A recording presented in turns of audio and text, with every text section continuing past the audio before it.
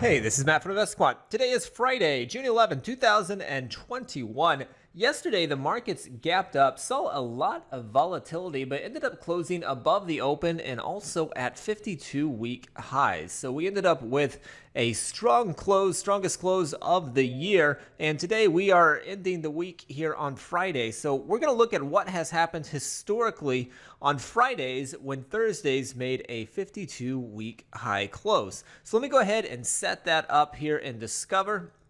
We'll use all four instruments. The setup's based upon entering the market long at the open of regular trading hours, which is 9:30 a.m. Eastern Time. I've got the exit set to the close of regular trading hours, which is 4:15 p.m. Eastern Time. Now, currently, we are trading higher, but we're still trading within yesterday's range. So I'm going to go ahead and add that piece of information here.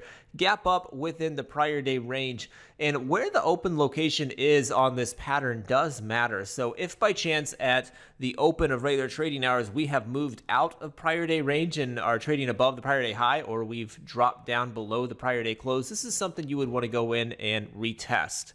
Now, next, I'm going to hop into the price patterns library, and I'm going to say that yesterday closed at a 52-week high. I'm going to grab that from the active today section, and that is going to be over here in the new highs, and I'm going to go to day after 52-week high close. That's found within this new highs category. If I was to scroll down here, you would see it. Next, I'm going to go into the calendar library, and I'm going to say that today is Friday. That's just right here from the day of the week category. Hit equals next to Friday. I could have also grabbed that from active today. And that's everything that I need for this test because it's at a 52-week high close, and it's also going to be above the 10 and 200-day moving average by default. So I don't need to add those. Lastly, I'm going to hit view results.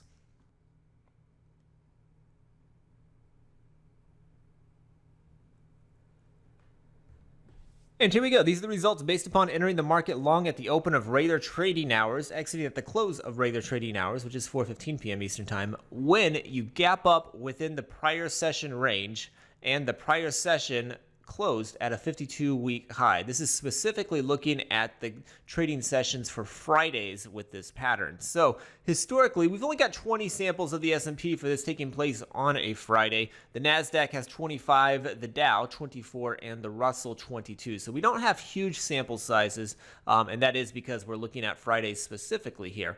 If we look at the win rates on them, though, you'll notice they are all very similar. You've got S&P coming in at 65%, the NASDAQ at 64%, the Dow 63%, and the Russell 64%. So almost identical win rates across all four of those instruments. And the average win to average loss is pretty similar here for the S&P. The loss is just a touch bigger. The NASDAQ does have a larger average loss.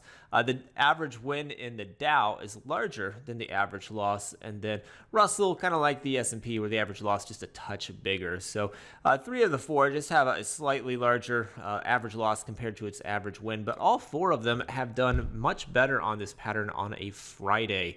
That's not always the case with this pattern. This pattern can have a bearish bias to it on other days and also other opening locations. So the opening locations is really one you want to pay attention to, though, as we approach the open. I don't know where we're going to open. I just know where we're at right now. So that's what I'm testing here with opening in the prior day range as a gap up, since that's where we're at this moment. So hopefully you found that helpful. Good luck today. We'll see you next time.